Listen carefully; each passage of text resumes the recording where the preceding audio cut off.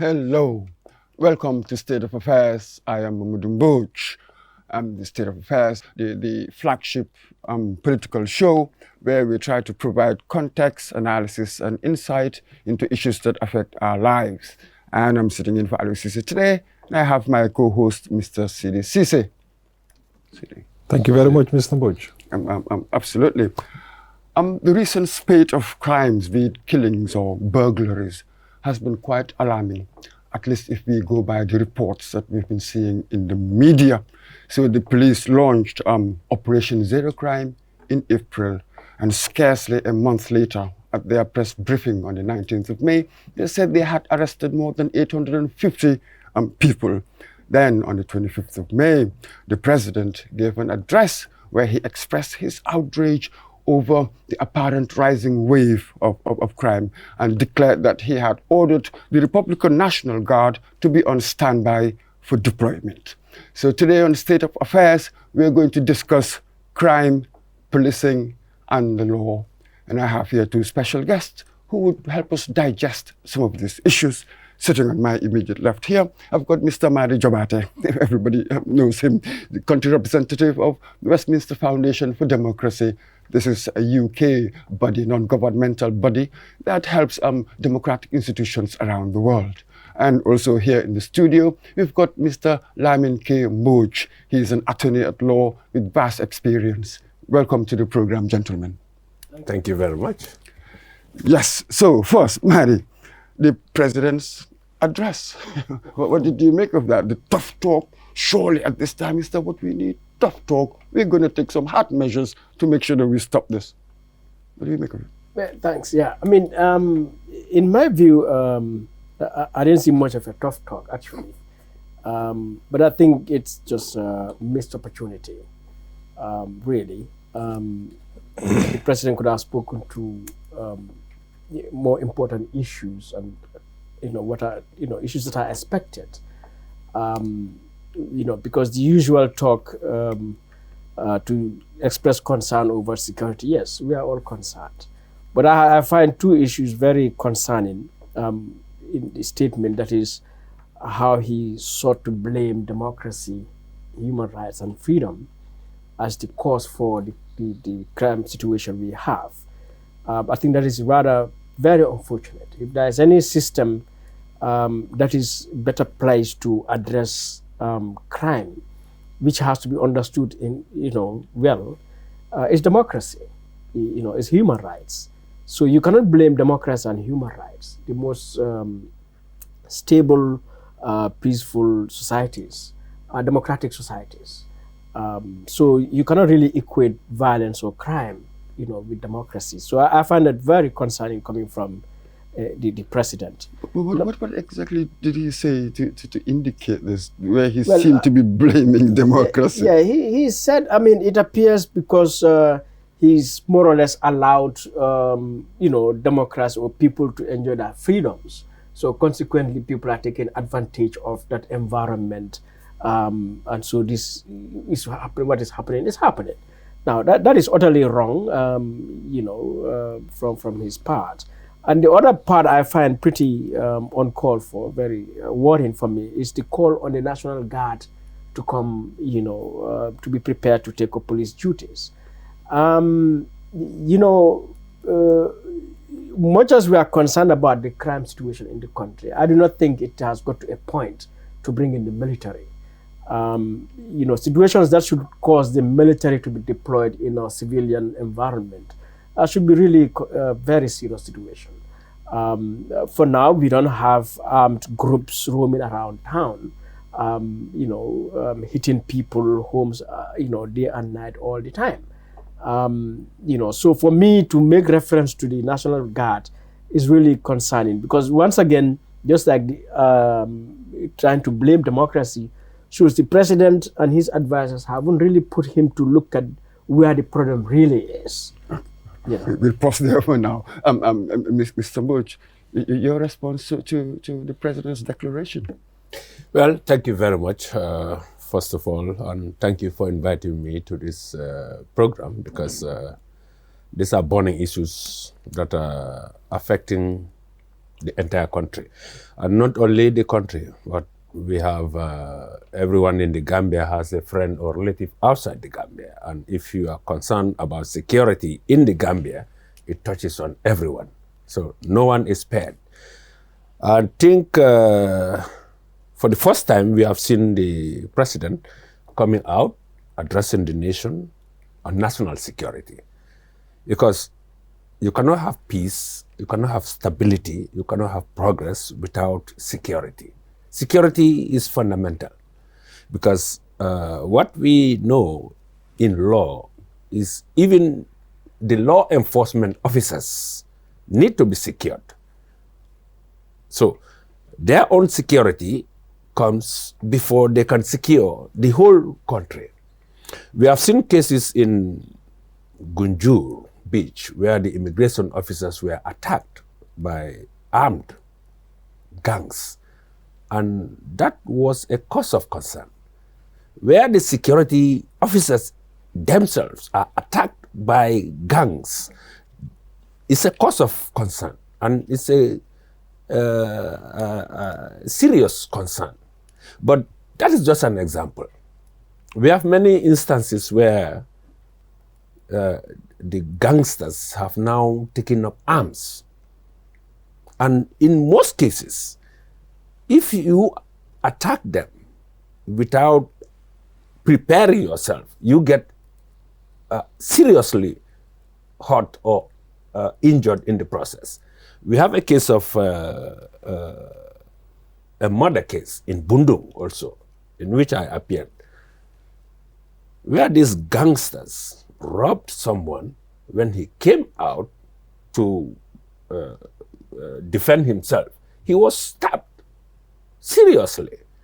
And then what happened when the people came out, attacked this man, and then the thief was caught. And the concern that is emanating from these gangs robberies is the transitional system from the dictatorship where everyone is scared. Nobody dares to break or steal because even the innocent people were at risk much more, those who are committing crimes. But in the system where democracy is just beginning to flourish, obviously, some abuse the system. Some take advantage of the peace and stability that is growing. And in that scenario, gangsters begin to come up. And it is tough talk, yes, but I believe also it is the right time and the right direction, because we are all aware of the insecurity. The police cannot deal with the situation if they are not armed. Now, arming the police may lessen the situation, but will not solve, in my view, the situation we have at hand, because there are other factors contributing to all this insecurity. Just yesterday, where we have officers retiring from the army, or not even retiring, quitting the army. So it's very unusual for civilians to go commit robbery with arms. Very unusual. It must be someone who must have a background with arms, obviously, who will get involved in arms. We don't have rebels in our country. We know they're outside the country. But for somebody to get involved with arms and robbery, these are two serious offenses combined. They all carry a life or death sentence. So it's a very serious issue. And to bring in the National Guard, Republican Guard, I believe is the right time, because otherwise the situation will explode and get out of hands. You've mentioned, still just one more, you've mentioned something that I will bring back to Mr. Jabata there. Isn't that really what the president was trying to say? That some people have really perhaps misconceived democracy or are taking advantage of it, not necessarily to blame it. And the fact that he appeared on TV could be reassuring, could inspire confidence, because when a lot of people are worried, you see your president addressing it, So, that will make you think that government is taking it seriously. Yeah. So, Mr. Mboj, when you go by that narrative, you are creating the impression, therefore, that under a dictatorship, there's no crime, or dictatorship would be better, or where we remove limit, constrain democracy, then we can improve crime. That's a false analogy, because when we go back during the dictatorship years, you remember 2012 when Jam executed 9 people in Mile 2. The entire narrative was like there were so many murders. And that was a time we were all concerned about murders in this country. Even armed robbery, to the point that there was a time they had to deploy the paramilitary force, the PIU, around Basse, because we were having, robberies a lot around that area. So let's not go there. You see, I would have loved for the president to make reference to his own security sector reform agenda, to make reference to his own national security policy. And when you go into those documents, you would see what are the security concerns, issues, and how to address them. So for me, I had expected that the president would speak to law enforcement, what he's going to do to equip our law enforcement, which has been neglected, underserved, impoverished since independence. The First Republic, the Jammeh regime, and until now, we have not given due attention to the law enforcement. And let me tell you this. I have conducted human rights trainings in the Gambia Police Force, hundreds of officers, over the years. And one of my topics that we conducted was on community policing. And we did tell them, look, in New York, there was a time crime became a big problem, because this concept of community policing emerged, from America, from New York in the 70s. And there the police got to understand that, look, it is not even arming the police that is enough. All right? Nobody is more militarized than the US police. But crime is so rampant in America because there are many other factors. So they got to realize that, look, at the end of the day, crime occurs in the community by members of the community, and they are the victims of crime. So what would push, you think somebody would just get up, you or me, to say, oh, there's democracy, let me go and jump on Dr. Mboji's phone and grab his phone? Who is thinking that way? No. So you have to understand, in the concept of community police, you have to understand what would trigger Madi, who lives in this community, to get up to want to do armed robbery, to be a burglar, to peddle drugs and things like that. What are his social, economic, surroundings, conditions? So many things that when we engage with the community, we may even realize that we can address crime even without police being there. So those strategies are very well laid out, that the Gambia Police Force itself, when Ples Jang was IG many years ago, had introduced community policing to the Gambia. If you could recall, some years ago, when he was IG, you would see police station walls being painted, and police was even being defined, integrity, efficiency, those kind of terms or values being associated with the police. And to give it a new image, there's a whole unit right now in the Gambia Police Force. Now, why is that unit not empowered? Why are police stations, not addressed? I can talk more on that if you wish. Because I think we need police reforms. And if you check the security sector reform strategy, it tells you the objectives. First of all, it is telling you to stop authoritarian legacy practices.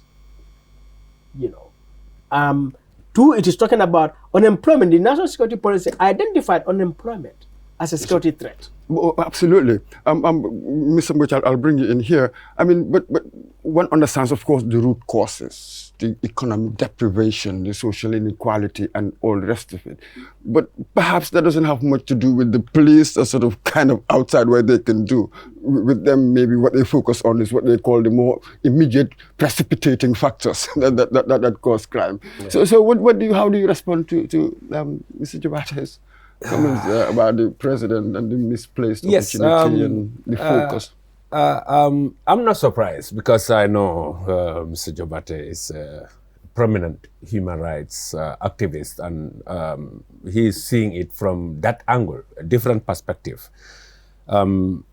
As a lawyer, I see it from a different angle, and that is the perception of the law. Now, the law being part of this topic, this talk, is you cannot have a society without laws to regulate human conduct and behavior.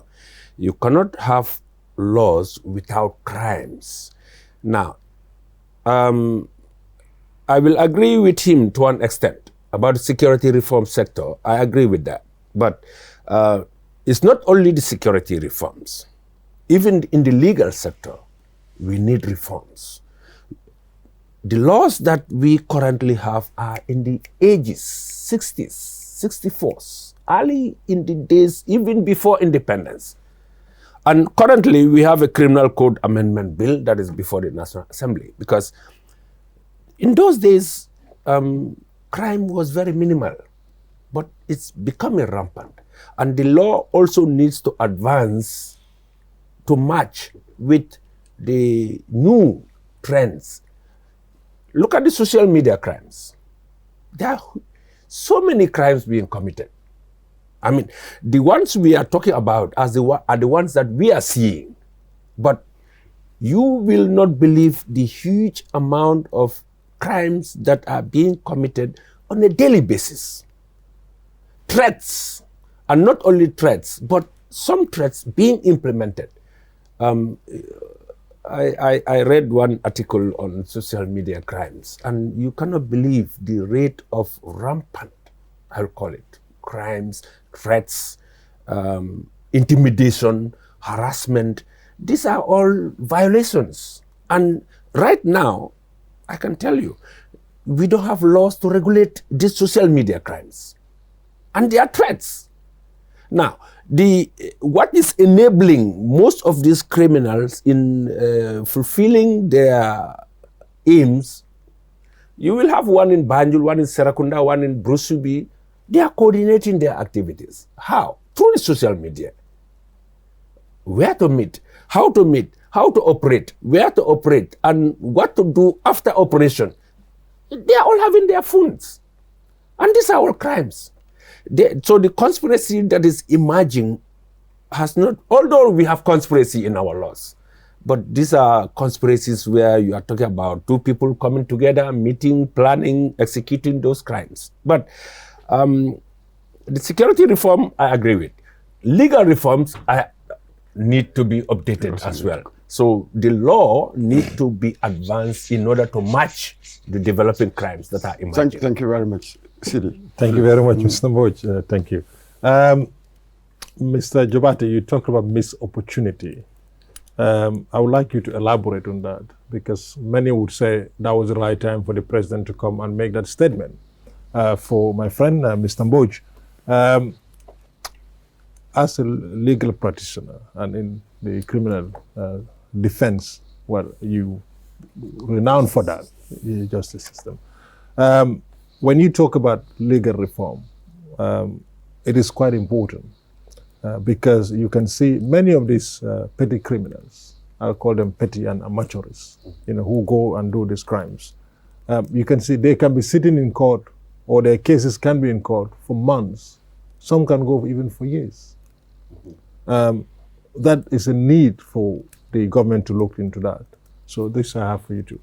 The missed opportunity. The president is the person we've elected who swore to the Constitution to defend and uphold, the Constitution in which is, encapsulated our rights.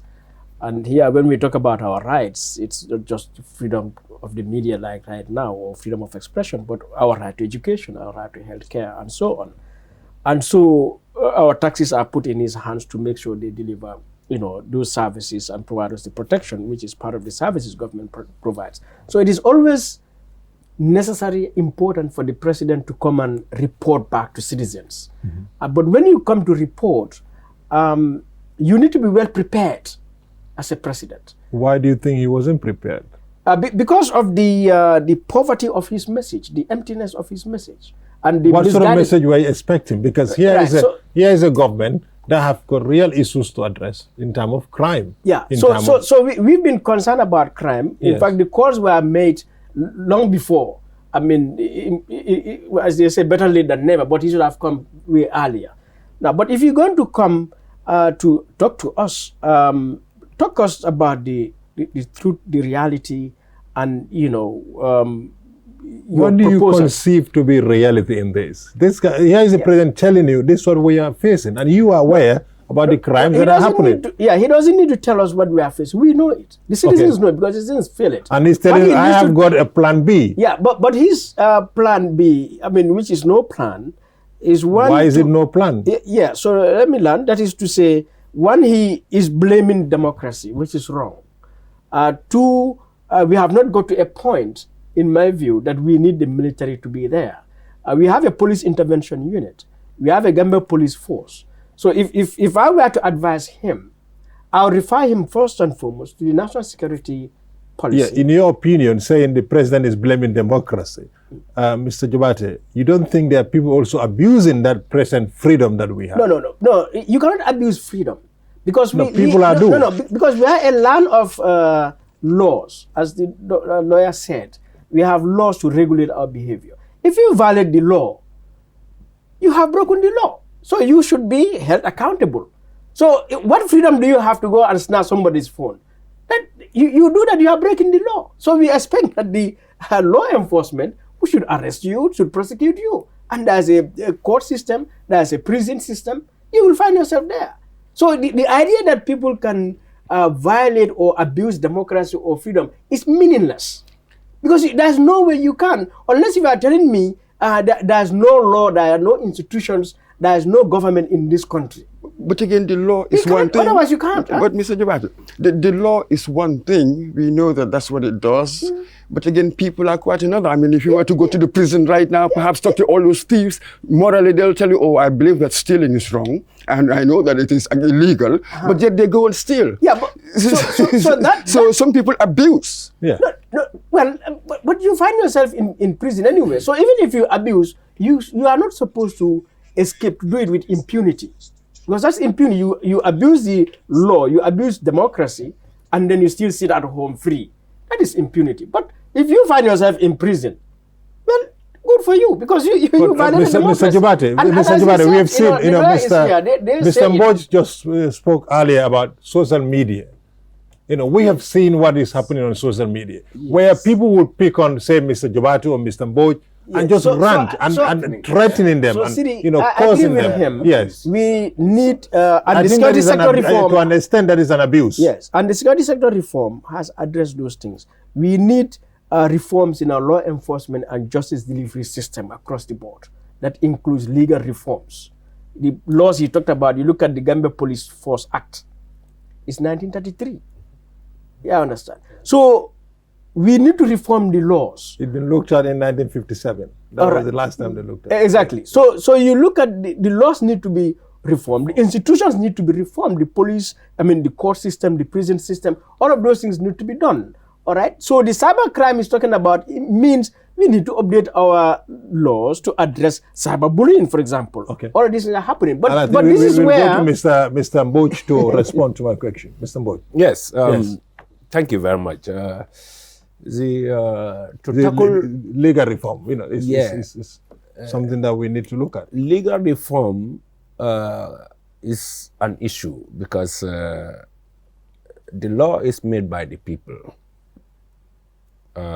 We have the National Assembly, we have the Ministry of Justice, and we have the judiciary.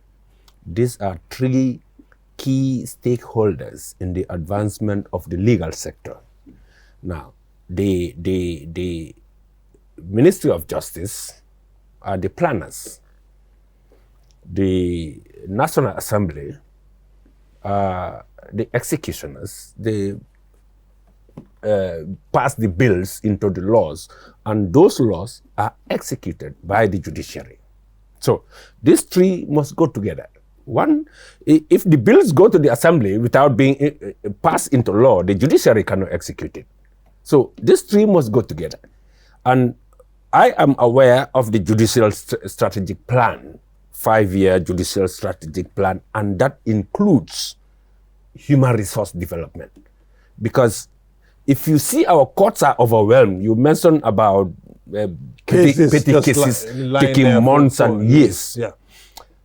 I will tell you, if you go to the courts, you look at a magistrate's diary for a day, it is so full that there is no space to even enter a case in a day, because you have at least 20 cases for a magistrate in a day, in less than 8 hours. Working hours is, if we say 8 o'clock, but normally courts start at 10 o'clock. And by 2 o'clock, 3 o'clock, you need to rise so that you go and do some chamber work. So 5 hours doing 20 cases. You cannot imagine. So some courts have to make case management by time, 10 o'clock to 10:30. If you want to allocate 30 minutes to a case in a day, and then by the time you finish that case, you are adjourning that case, it takes you 2 weeks. Minimum is 2 weeks. You can go to 3 weeks. We have the more crucial issues are those in custody, in remand cases. It's a cause of concern, seriously, to the judiciary. But there is no human resource capacity to deal with the rising crime. Crime is rising at such a high level that the courts are not capacitated to deal with the crime rate. Okay. And secondly, civil issues, commercial issues, trade issues. As we develop, more and more cases are coming up. Land matters, we will not talk about, because we all know that is the hottest cake in the legal sector now. If I'm giving you an estimate, I'll give you 90% of our commercial civil cases are land matters. And land matters are complicated. They are sensitive, they are difficult to deal with, because you need evidence to prove title, to prove possession. You cannot do this in a day, in a month, in a year. On average, we had a workshop at the beginning of the year. An average civil case will take you 2.5 years. Average. It can be more.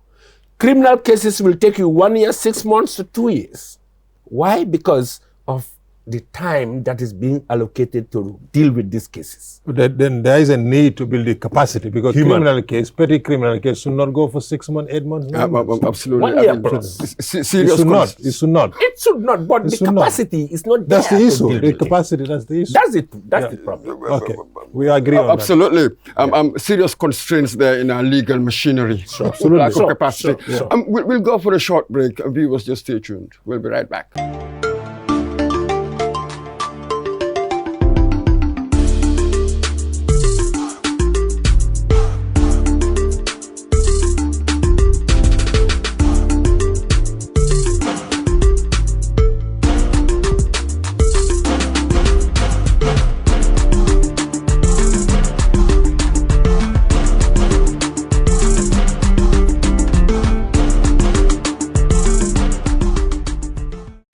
Hello, welcome back to the State of Affairs. Today we've got here two special guests, and when we are discussing crime, policing and the law. We've got Mr. Madi Jobate and Mr. L. Kembuch. Madi, I'll come to you. Early on, yes, you talked about security reform, the misplaced opportunity. The president should have spoken about something more substantial. But surely, there is a longer-term project, and we've got immediate issues. Today, everybody is talking about crime, even though when you go and look for the crime statistics, we really do not know. They wouldn't give it to you. We don't really have it. We don't collect data. We don't know that. But there is something immediate, and there's something that we must do now. Never mind the longer process. We are told that reform, change, these transition periods take a long time. But something must be done immediately, especially in the face of crime. Yeah, something must be done, and it must be done within the context of law enforcement. And this is where I mentioned the missed opportunity thing. If you want to combat crime right now, we have to equip the police. Not necessarily with arms, but you go to Serakunda police station like many other police stations. But why not arms? Yes, I mean, I would say with arms, but we have a sector you must of be the police. specific when you mean arm. What sort of arms? Guns. We have a sector of the police that are armed. That is police intervention unit. But police intervention units are special units that don't necessarily do routine daily police work. As you would have in any police force, they would have special forces. But the routine police should be equipped, whether it's about vehicles, even whether it's about computers. You talked about statistics, tracking these things, whether it's about drones, whether it's about, deploying more people in the police stations, whether it's about even looking at the police station in terms of structuring it to better position it to be able to address crime. Because what we got to realize is that the basis for law enforcement, for combating crime, is the police station. Each and every community in this country requires a police station. And the president needs to speak to that. I would have loved when the president was standing there, the IGP was standing by his side, the Minister of Interior by his side, the Minister of Justice by his side. When you address the public as a president, you got to know how many kinds of messages you are sending, the leadership. So if you have all these lieutenants by your side and you speak, so you give a lot more assurance to citizens that, look, from today, the Gambia Police Force, we are deploying, $100 million into the Gambia Police Force, to get the necessary vehicles, so they are not going to be beset by lack of vehicles, lack of phones, lack of fuel. Anything to enhance our patrol, and so on and so forth. But Mary, there are resource constraints. This is what we were talking about. How do you deal with that? But it's easier to say they must be given this money, they must be given that, they must be given all sorts of things, but the funding must come from somewhere. Yes, but they funded other things that they want to fund quite easily. So like what? Like what? Like the Banjul Road project, like the Hakalang Road. They went the supplementary bill and pull it out. But some time ago, in fact, I think at the hospital, that was a strike by the hospital worker. They immediately provided 30 million or so. So the president cannot tell me. He didn't say so. The president. He didn't say so. There's no money. So for me, there is money. But everybody's talking about the resource constraints and constraints, and surely these are two different things. Possibly the roads project has got its own budget. It's got its own budget. But Mr. Bosch, it's resources that run things. Obviously. Right? Mr. Jobate, for the police, just to interject, when you talk about resources, I think right now, as far as the Gambia police is concerned, considering their primary role to protect law and order, life and property, I think it's an issue of strategy, not an issue of resources. When people talk about community policing, I think there is a lot I hear about community policing. I don't know if you agree. I think it's been fantasized in this country. It's even fantasized because community policing is not just the word of community policing.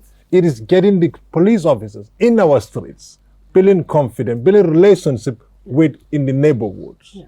So recently, what I think President Barrow, whether you agree on this, should have done, like you rightly said, get the IGP, get whoever in his command to come with him and then address those issues. My question here is, you are a human rights defender. When you go to this police station, the state the police stations are, the cells, who are put in this police station, is day in, day out, Mr. Jobate. I'm ashamed to sit in front of you. You talk about defending human rights. You talk about going to the police station and see what our brothers and sisters are, where they are kept in this. My question to you, Mr. Jobate, Mr. Bosch, as a criminal lawyer, attorney, miscarriage of justice, I think, is rampant in this country. For the simple fact, we have a police institution that doesn't have a forensic unit that is equipped. All these burglaries, for example, I could be the wrong person at the wrong place and I could be seen to be the one who broke that house. How do you establish I am not the thief? So there are fundamental issues that needs to be looked into. Capacity that the president is talking about, we need to do that. Yeah. I start with Mr. Jobate. So I'm so happy you raised that question. And it's an issue I have raised multiple times. You know, as I said, you go to any police station. The station is not fit for human habitation. Absolutely. It's dark, it's damp. So just for the officers to work there, it is not fit for human, habitation, for a working place. Not to mention the poverty of resources. Basic, office equipment, office materials are lacking. So, and we cannot combat crime until we also address the working conditions and the general welfare of police officers, of law enforcement. Are you aware that station officers are leaving their stations and going to internet cafes to type and print documents that are going to go into court? I know, we've worked a lot with police, and sometimes when we speak, maybe folks may see Mahdi as anti-police, but I am hugely pro-police, that we have to uplift the welfare, the image, the dignity, of our police if we want to combat crime. That is why I have argued a long time ago. The Gambia Police Force needs to determine, and this is what I expect the president to lead, what is the standard police station? If you say this is a police station, what should be the size of that police station? How many officers should be in that police station? What kind of equipment should that police station have? We're talking about detained persons there. No, I'm coming to that. Okay. So detained cells, police stations have cells where persons are supposed to be there maximum not more than 72 hours. But those cells, we need to determine the standard cell. All right? How many people should be in a cell of what size? That cell may contain a child, a woman, a man. If a woman is put there, are we providing necessary materials given the conditions, the needs of women? Because that is part of that woman's human right and human dignity. That in certain times of the, of the day or of the period, she would be in a condition that she needs sanitary materials and so on. All right. But again, those inmates that are in that cell, we should not expect that they are not convicted. They are innocent until proven guilty. So those that they are in the cell, that cell should be habitable, should be decent. That you cannot just dump people on a bare floor just because we've arrested them, so they have to live in that. So which means, and this goes back to the reforms. So this is the reason why I thought that opportunity the president had to now talk about security sector. It should have been a major statement that talks about welfare of police, the state working conditions of the police, or even the prisons, the legal system, as Mr. Mboch here talked about, the judicial system. Because, as they are arresting people right now, okay, he reported at the beginning 800 people arrested or so. I've had calls from individuals who said their child went out to buy something, and then the police happened to be, picking some people, and they picked them along. All right, and they are dumped in a police station. But you understand that about 400 or so were released. All right, so all of those, you talked about capacity. All of those are capacity issues. In fact, you can go further to say, you talked about forensic. Why is our Gambia Police Force not even considering having a horse regiment? In other countries, police officers are on horses. You talk about community policing. They can use horses. They can use bicycles. Absolutely. So that's why resources are always necessary. The police, do they even have, a canine unit? Dogs, police dogs, given the drug situation now. So there's a lot that our police needs to be, do. We'll move to Mr. Mboch. Yes. We'll come to the drug bit because there's a lot we need to talk about that. Yeah, Mr. Mboch, yes. Miscarriage of justice. Yes. Is it there or not there? I don't expect you to say yes. But since you don't have a forensic unit, a sophisticated one per se, because I have seen burglaries where the police who in fact visit those scenes for crime scenes were the very people who are going to go and touch everything that is in that place.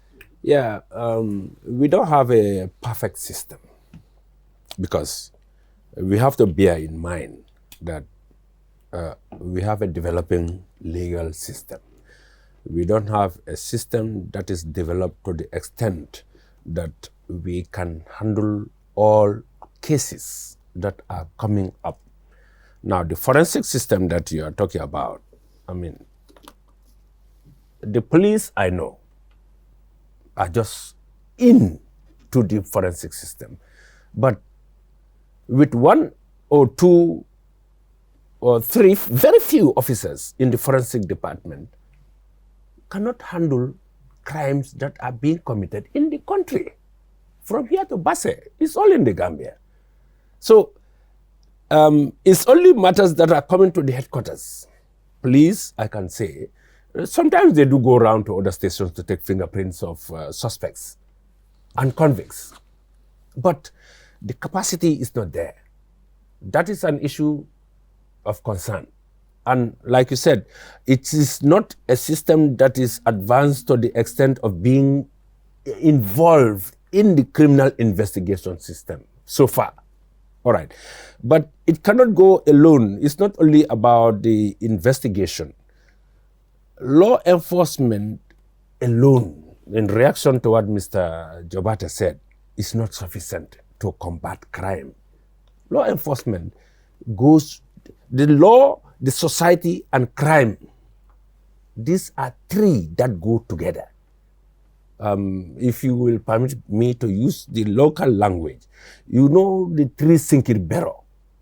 Okay. The three stones that are used to cook our daily food. Now we have gas and charcoal, but I will describe it as those three fundamental... Like a tripod. Tripod. The tripod. Tripartite. These three, the law and the society and the crime, go together. The society is advancing. The law is behind. Crime, in fact, crime is now far ahead of the law. There are certain cases that are coming up now that is very difficult for the police to know where to charge the offender, because it's not in the law. Like the social media crimes, cyber crime, he just mentioned about it. It's way ahead of our criminal code, so it has to be amended, and it's in the process of amendment. But that is not all. It's not all about funding. Even if you have the funds to equip the police, it's not enough. That will not stop crime. Crime goes with society. But Mr. Butch, you see, what is law enforcement we modernize to deter crime than getting a criminal to court? You see, so what we are seeing here, we're actually jumping on them after the act has been done. When people are thinking, no, how do we stop? How do we stop? That is prevention. How do we prevent crime than allowing this thing to happen? This is what is happening. It's so much noise going about, we have arrested X, Y, Z. Great. But what happened at the end of the day? Just last week, how many of them have been acquitted in the courts? They've been asked to go home. Yeah. So this is what is actually happening here. Yeah. So there are, the reaction to that society is mob justice. Yeah. Because I just heard in the media, 10 people have been just discharged from court. Yeah. Now they are letting these thieves go away. Yeah. When the next time you see somebody around your window, you jump on them. Yeah. Yeah. That is an issue, because I believe the Inspector General of Police has even made an address about that mob justice system that is emerging also on the social media. It's everywhere. It is wrong. Legally. Morally, I don't know how some will see it in the society to see a suspect. Now, somebody passing by, arrested, suspected of committing an offense, some may find him in the actual act of committing the offense. But it is not legal to be battering a thief, beating him up, demoralizing him, treating him like, I don't know, some of these videos, if you see them on social media now, you cannot believe it. It's inhuman. It's unconstitutional. It's unlawful. That's absolutely. And the offenders will be. I think basically it's lack of confidence in the court system, lack of confidence in our law enforcement agencies. What people say, if you take him to the police station today, tomorrow you see him granted bail, and you see him parading in the streets. And after releasing him on bail today, tomorrow he goes and break another house. Yes. So this is the thing, isn't it? To match these two, it's really not an easy task. The vigilantism, that's really what is creeping in. But that is also something that we must attack. I mean, just because of these perceived shortcomings of the security forces doesn't mean that the people must take the law into their own hands. Sometimes I have a feeling, generally as Gambians, we are very mechanical in our thinking. 1 + 1 is equal to 2.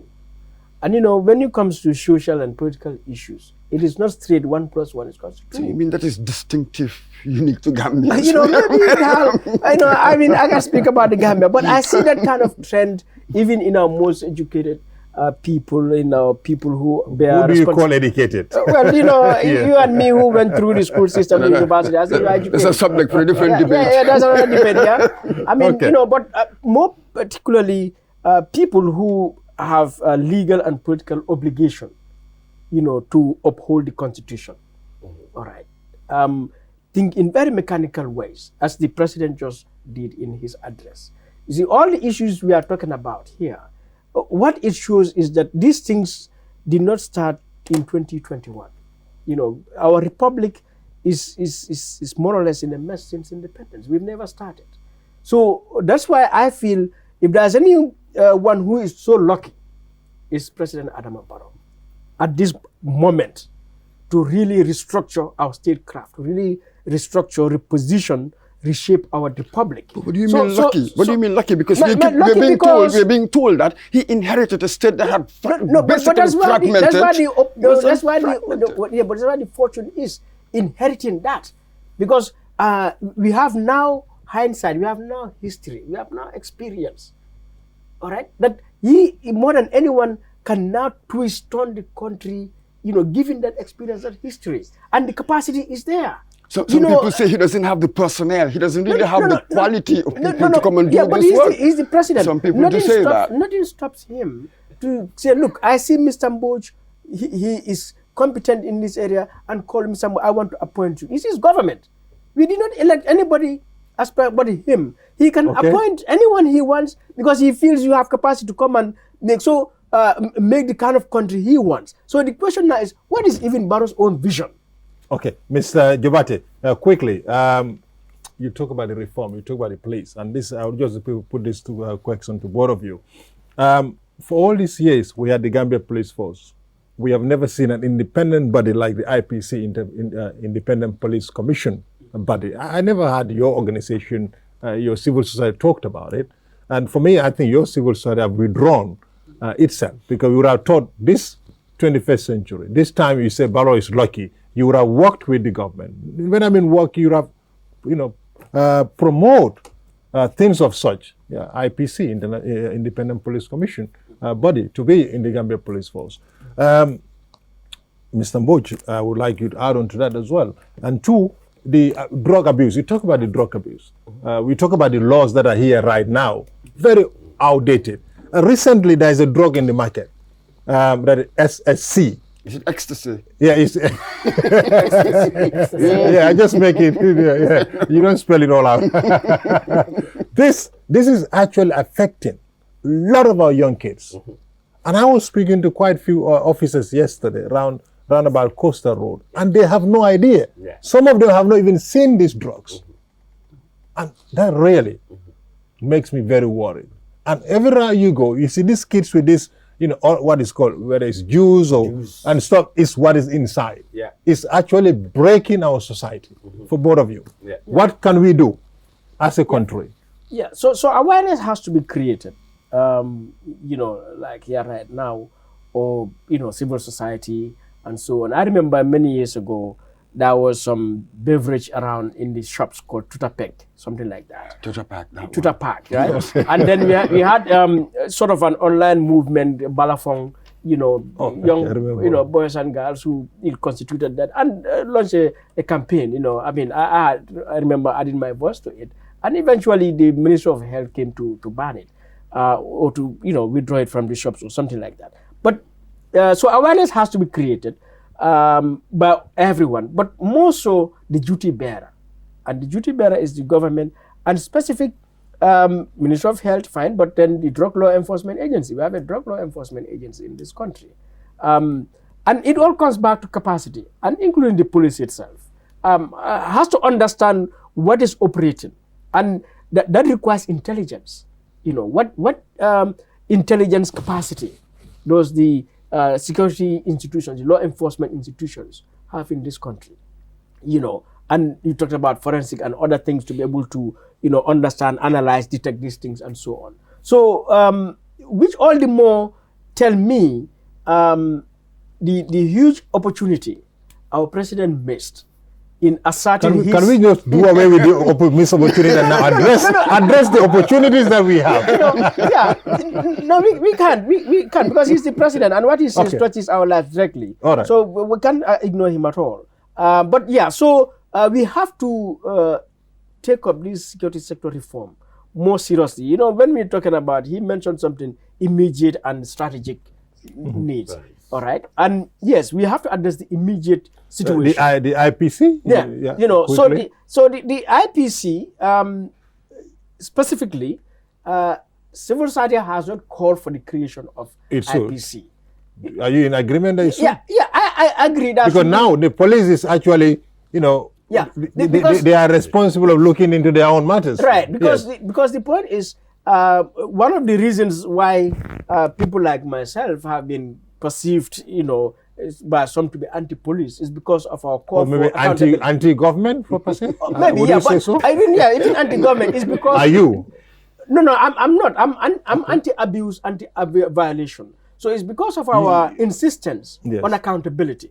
Because there has to be accountability for police misconduct. You cannot have accountability in policing without IPC. We're running out of time here. Yeah, Mr. quickly. And you just sort of address it with this as well, very quickly.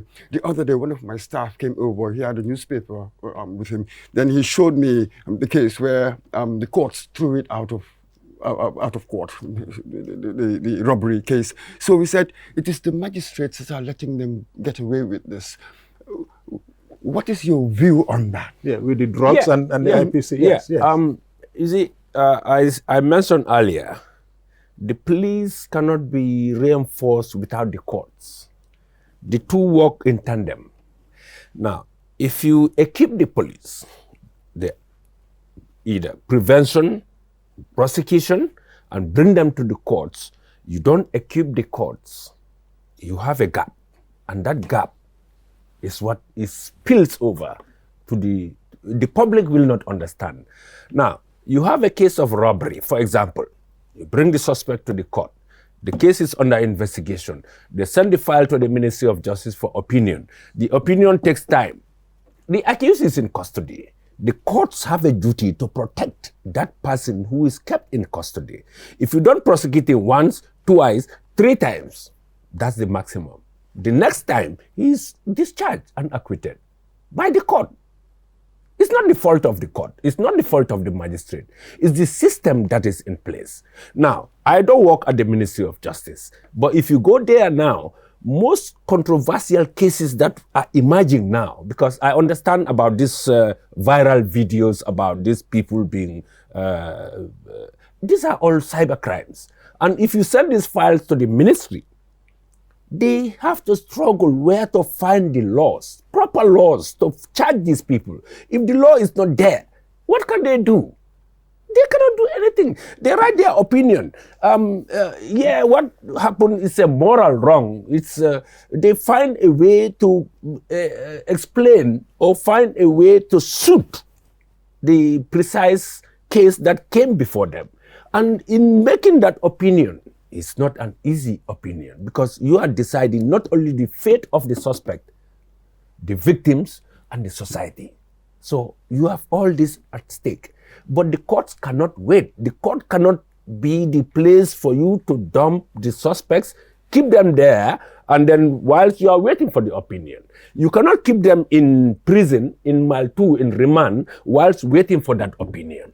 So they must go to the courts because we know the law. Can they not be given bail while the opinion, we are waiting for the opinion? Yeah, there is a risk there. It's a risk factor because you can grant bail at the police level. Yes, you can give police bail or you can give... There are some cases that are not bailable, capital offenses.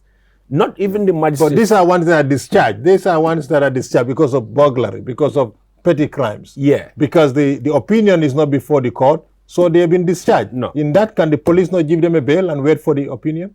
No. It's difficult because even that bail also has a limit. You cannot put somebody on bail indefinite whilst waiting for somebody to decide his fate. Okay. It's difficult. It's against the law. Good. So if you charge somebody we used to have a holding charge. But even that holding charge system has been amended to the extent that you cannot keep him in custody whilst waiting for a final investigation to finish. You have to bring something before the court. You cannot hold him in custody without bringing him to the court. You cannot bring him to court without bringing the evidence. Yeah, So absolutely. the courts will throw it out until you are finished with your case. Then you come back. We've come to the end of the program, really. Mr. Jabata, 10 seconds. You didn't respond to my question. Well, I think IPC. all that got to be done, really. We have drugs. to take up police reforms, law enforcement reforms, seriously. And unfortunately, it is not being done as it should. And the longer it takes, the more our inability to combat crime. And we cannot wait for crime to continue to take place. Absolutely. Thank you very much there. So this is the thing. We can be all gung-ho to go out there and arrest them, but we have to do it, You left within Mr. law. Mr. Mbod Within law. up for a question. We'll put that on hold till next time. Thank you very much, gentlemen. I'm Lamin Butch, the lawyer and manager at the rights advocate. And thank you very much, Sidi, my Thank you. co-host. Thank you so Cheers, much. man. And the viewers, thank you very much for joining us. Join us again next week. Bye-bye. Thank you.